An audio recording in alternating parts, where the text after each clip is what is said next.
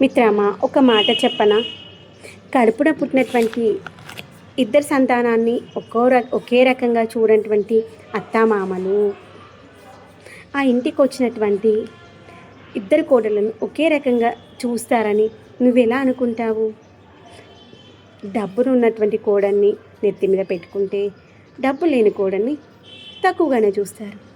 కానీ గుర్తుంచుకోవాల్సింది ఏంటంటే, నీకు బువ్వ పెట్టేది ఆ డబ్బులు లేని కోడలే, నువ్వు వద్దనుకున్న కోడలే.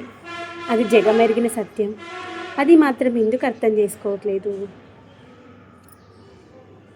అది అందరికి కనిపించేటువంటి ఓపెన్ సీక్రెటే కదా.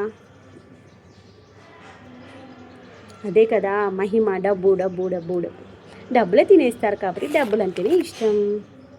రేపు డబ్బులున్న కోడలి డబ్బులతో అన్నం చేసి పెడుతుంది, డబ్బు లేని కోడలు మాత్రం అన్నం చేసి పెడుతుంది కదా. ఆ డబ్బులను తినేసి వాళ్ళు హ్యాపీగా ఉంటారు. డబ్బులు లేని కోడలు పాపం దాని దగ్గర డబ్బులు ఉండవు కాబట్టి అన్నాన్నే ఆహారంగా చేసి పెడుతుంది కాబట్టి నచ్చదేమో. అప్పుడప్పుడు అలాంటి పిచ్చి వాళ్ళని చూస్తే ఏమనాలా అర్థం కాదు. వాళ్ళ వెదికే వాళ్ళని వదిలేసేయాలంతే. అంతకు మించి మనం చేసేది ఏమీ లేదు. మూర్ఖులతో వాదన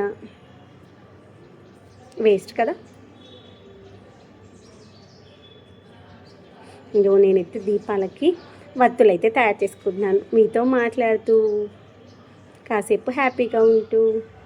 మీకు ఇన్ని వత్తులైతే చేసేసాను. ఎట్ ఏ టైం 2 పనులు, అటు వీడియోస్ అవుతున్నాయి, ఇటు వత్తులు అయిపోతున్నాయి.